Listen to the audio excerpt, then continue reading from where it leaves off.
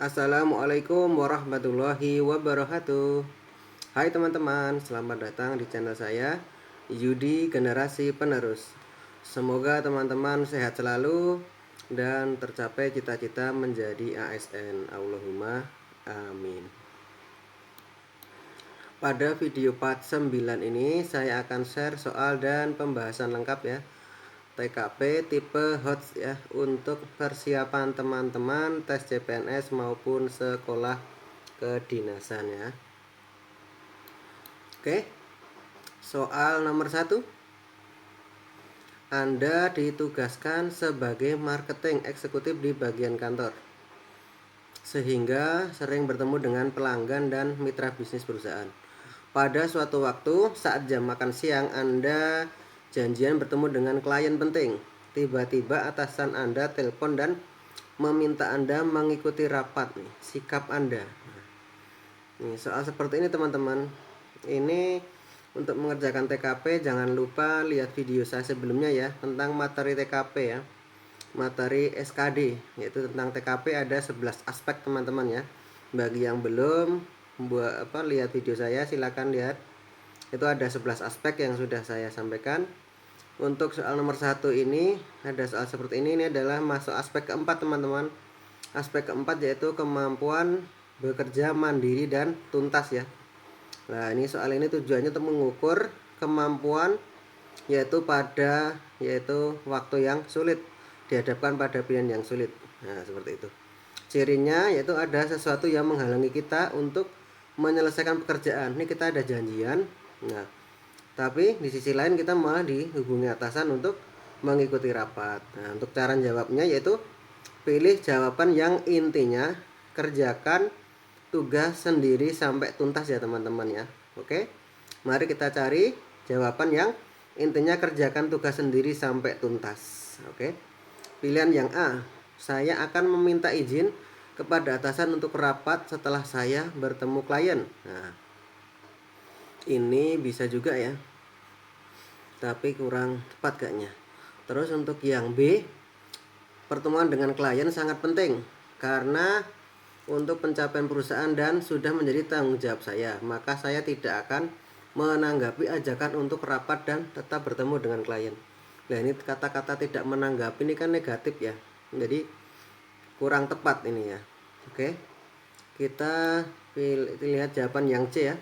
Saya akan menjelaskan kepada atasan bahwa akan bertemu klien penting sehingga izin tidak bisa ikut rapat. Nah, ini menjelaskan nih, kata-katanya positif ini ya, tidak bisa ikut rapat karena akan bertemu dengan klien penting. Nah, oke, yang D, saya merasa pertemuan dengan klien lebih penting dan hal tersebut telah menjadi tanggung jawab saya sehingga saya menolak untuk mengikuti rapat. Nah, ini bisa juga, tapi ada kata-kata menolak ya untuk mengikuti rapat. Nah, terus yang E, saya pastikan diri saya melakukan semua kewajiban saya. Bertemu klien dan mengikuti rapat adalah kewajiban saya. Saya akan mengikuti rapat sebentar dan menghubung klien untuk menunggu saya. Nah, ini jawabannya sepertinya bagus ya, tapi bisa ikut semua, maksudnya bisa ikut rapat terus bisa ketemu klien, tapi kan klien pentingnya kan disuruh menunggu nih. Nah, ini kan kurang bagus ini ya, masa klien penting suruh menunggu kan. Nah, nanti akan mengecewakan klien tentunya ya, atau mitra bisnis. Oke, ini untuk jawaban yang paling tepat, yang maksudnya yang poinnya maksimal ya. Kita fokus ke poin yang nilainya 5 atau minimal 4 ya teman-teman ya. Jadi tadi pilih jawaban yang intinya kerjakan tugas sendiri sampai tuntas ya. Ini paling tepat adalah yang C ya teman-teman ya. Yang nilainya 5 ini saya akan menjelaskan ya. Jadi akan menjelaskan pada atasan bahwa akan bertemu klien penting sehingga izin tidak bisa ikut rapat. Oke. Untuk yang D, ini poinnya 3 nih ya. Poin 3. Kalau yang E, ini poinnya 2. Nah, seperti itu. Oke, untuk kalau yang A sama B poinnya ini 4 sama 1 ini ya. Oke, kita lihat pembahasan lengkapnya ya. Nah, jadi ini masuk aspek yang keempat ya teman-teman ya, kemampuan bekerja mandiri dan tuntas. Ini poin nilainya ya. Jadi yang maksimal yang C teman-teman. Oke. Next, nomor 2. Ketika weekend Anda liburan keluar kota dengan naik kereta KRL. Pada saat di stasiun, Anda melihat Bapak Parubaya di loket informasi sedang kebingungan dalam proses pembelian tiket nih. Namun, petugas sedang tidak di tempat, sedang pergi ke toilet. Sikap Anda. Nah, kalau ada soal seperti ini teman-teman ya. Ini kan kita di tempat umum, di kawasan publik nih, melihat orang yang sedang kebingungan. Ini kalau di materi SK di TKP 11 aspek itu ini masuk aspek kepekaan atau kepedulian terhadap orang lain teman-teman. Aspek yang ke-10 ya. Tujuan soal ini adalah untuk mengukur tingkat kepedulian atau empati terhadap permasalahan orang lain dan besar pengorbanan kita untuk orang lain. Cirinya yaitu situasi dalam kelompok, ini kan dalam kelompok ya. Kita dihadapkan dalam kelompok, dalam artian kita di tempat umum. Untuk cara jawabnya ini pilihlah jawaban yang orientasinya pada orang lain teman-teman. Pada orang lain. Oke. Kita lihat jawabannya ya, pilihannya. A. Saya yakin Bapak itu akan banyak bertanya sehingga saya bersikap pura-pura tidak tahu kalau petugasnya pergi ke toilet. Ini jawaban yang A, ini kurang ini ya. Poinnya nanti nilainya rendah ini karena pura-pura tidak tahu ya. Yang B, saya yakin Bapak itu akan bertanya dan saya tidak mau repot sehingga saya sarankan bertanya pada orang lain. Ini yang B lebih baik daripada yang A, tapi tetap kurang tepat juga. Untuk yang C, saya akan menghampiri Bapak tersebut dan memberitahu kalau petugasnya sedang keluar toilet. Nah, ini pilihannya lebih bagus daripada A dan B. Nah, oke, kita lihat pilihan D sama E. Kalau yang D menghampiri, ini aktif ya, menghampiri dan mencoba menjawab pertanyaan dari orang tersebut. Kalau tidak bisa, akan menyarankan untuk menunggu petugasnya kembali. Nah, terus yang E, menunggu orang tersebut bertanya kepada saya, baru kemudian saya memberitahu kalau petugasnya sedang pergi ke toilet. Kalau yang E ini pasif ya, menunggu orang tersebut bertanya, baru kita memberitahu. Oke, kita pilihan yang ini ya. Tadi pilihannya itu pilih jawaban yang orientasinya membantu orang lain. Nah, yaitu pilihan yang poinnya maksimal yang D ini teman-teman. Jadi kita inisiatif ya, menghampiri dan mencoba menjawab pertanyaan dari orang tersebut. Kalau tidak bisa, akan menyarankan untuk menunggu petugasnya kembali. Oke. Nah, ini untuk pembahasan lengkapnya ya. Jadi masuk aspek kepekaan terhadap orang lain. Tujuannya untuk mengukur tingkat kepedulian atau empati terhadap permasalahan orang lain. Ini untuk poinnya. Yang A tadi 1, B 3, C 4 ya, yang maksimal ya, poin D ya. Terus yang E ini adalah 2 teman-teman. Oke. Next, soal nomor 3.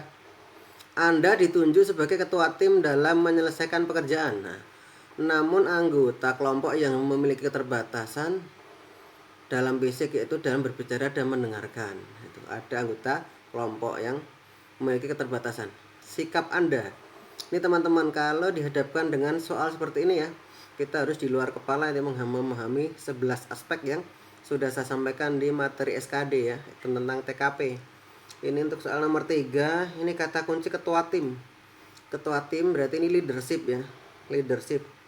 Nah, ini aspek leadership teman-teman ya. Jadi aspek untuk menggerakkan dan mengkoordinasikan orang lain. Tujuannya soal ini adalah untuk mengukur kemampuan leadership seseorang. Nah, sehingga tercapai suasana kerja yang teratur dan nyaman. Untuk cara jawabnya yaitu pilih jawaban yang berisi perintah yang jelas kepada orang lain. Nah, kita cari yuk. Yang A, saya akan menjelaskan rincian pekerjaan kepada anggota kelompok yang disabilitas secara terpisah. Kalau secara terpisah ini kurang ini ya. Jadi kayak membedakan gitu ya. Jadi kurang tepat.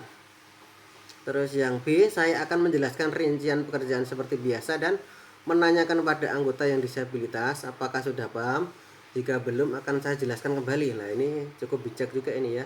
Bisa masuk poin yang kita pilih nih, yang B. Terus yang C, saya akan memberlakukan semua anggota sama, karena menurut saya setiap anggota memiliki kemampuan yang sama. Oke. Terus pilihan yang D, saya akan mengusulkan untuk mengganti anggota yang disabilitas dengan orang lain yang memiliki kemampuan bicara lancar. Lah ini kalau mau ganti ini kayaknya ini ya kurang tepat ini yang D. Terus yang E, saya akan menyuruh dan meminta anggota kelompok lain untuk membantu anggota disabilitas tersebut melakukan pekerjaannya. Ini kalau dari tadi ya, poin leadership tadi ya, pilih jawaban yang berisi perintah yang jelas pada orang lain. Nah ini pilihan yang maksimal tadi teman-teman ya, yang kita lihat pilihan C. Ini ya, pilihan yang maksimal ya. Nomor 3 adalah yang B ya teman-teman ya. Saya akan menjelaskan rincian pekerjaan seperti biasa dan menanyakan kepada anggota yang disabilitas apakah sudah paham. Jika belum akan saya jelaskan kembali. Nah ini tadi, pilih jawaban yang berisi perintah yang jelas pada orang lain ya. Jika belum jelas maka ambil kebijaksanaan yaitu dijelaskan kembali. Ini ya, yang maksimal adalah poin B teman-teman. Oke. Untuk pembahasan lengkapnya kita lihat. Nah, untuk yang poin A itu nilainya 2 ya. Tadi yang maksimal di B. Untuk yang C poinnya 4 ya. Untuk D 1 dan E poinnya 3 teman-teman. Oke. Next, soal nomor 4. Dalam sebuah proyek Anda diberi amanah untuk memimpin tim. Nah, memimpin tim ya, sudah menjadi tugas pimpinan untuk bisa mengkoordinir dan mengawasi tugas dari semua anggota tim agar tujuan tercapai sesuai dengan waktu yang ditentukan. Anda dihadapkan dengan kenyataan bahwa anggota tim memiliki latar belakang pendidikan yang berbeda-beda. Sikap Anda, oke. Teman-teman untuk soal seperti ini ya, ini kan diberikan untuk memimpin tim ya. Ada kata-kata untuk memimpin, berarti ini adalah seperti tadi ya, leadership ya. Seperti soal nomor 3 teman-teman ya. Nah, jadi cara jawabnya itu pilih jawaban yang berisi perintah yang jelas kepada orang lain, tentunya seperti itu ya. Agar suasana kerjanya teratur dan nyaman. Tujuan seperti itu ya. Kita diposisikan sebagai atasan. Kita cari jawaban yang tepat, yaitu untuk A. Saya akan mengusulkan untuk mengganti semua anggota tim dengan anggota tim yang memiliki latar pendidikan yang sama untuk memudahkan pekerjaan cepat selesai. Lah ini kan kurang tepat ini ya. Mengganti seluruh anggota tim tentu kan membutuhkan waktu, jadi tidak efisien. Oke, untuk pilihan yang B, saya membagi tugas secara adil sesuai dengan latar belakang pendidikannya agar pekerjaan sesuai dengan cepat dan tepat waktu lah. Ini bisa masuk pilihan yang kita pilih nih yang B. Terus kita coba lihat pilihan yang C teman-teman. Saya akan membagi tugas secara acak karena saya berpikir mereka mempunyai kemampuan yang sama meskipun berasal dari latar belakang pendidikan yang berbeda. Nah, oke, untuk yang D, saya akan memberikan tugas tidak sesuai dengan latar belakang pendidikan agar mereka belajar yang baru. Ini sebenarnya bagus juga yang D, tapi ini kan memakan waktu ya. Karena kita dikejar waktu biar pekerjaan yang diberikan cepat selesai ya. Untuk yang E, saya akan membagi tugas secara acak karena saya berpikir mereka akan bekerja sama dalam menyelesaikan tugas yang diberikan. Nah, ini bisa juga, tapi kan secara acak tentunya ini juga memakan waktu ya. Jadi pilihan yang poinnya maksimal yang 5 ya teman-teman ya, itu adalah kita lihat adalah pilihan yang B teman-teman ya tadi ya. Pilih jawaban yang berisi perintah yang jelas pada orang lain ya, ini B. Saya membagi tugas secara adil sesuai dengan latar belakang pendidikannya agar pekerjaan sesuai dengan selesai ya, cepat dan tepat waktu. Gitu ya teman-teman ya. Jadi pilihan jawabannya adalah yang B. Oke. Nah, untuk kita lihat pembahasan lengkapnya, ini aspek yang ke-9 teman-teman ya, leadership. Aspek menggerakkan dan mengkoordinir orang lain. Untuk poinnya ini tadi ya. Yang poin maksimal adalah yang B. Untuk yang 4 yaitu yang E, C itu 3, D 2 ya, A1. Jadi harapannya kalau kita meleset pilihan di yang poin 5, harapannya minimal kita masih di dapat poin yang poin 4 teman-teman ya, seperti itu. Jadi bisa lolos passing grade, harapannya bisa yang terbaik gitu ya. Oke, next soal nomor 5 nih ya, yang terakhir.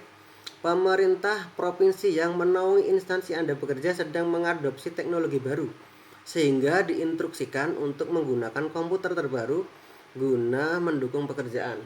Nah, padahal Anda belum mengenal apalagi menggunakan program tersebut. Sikap Anda, nih teman-teman. Untuk soal nomor 5 nih ya, kalau ada soal seperti ini, hubungannya ada teknologi baru, ada teman baru, terus di kantor baru. Ini adalah aspek kemampuan beradaptasi ya teman-teman ya.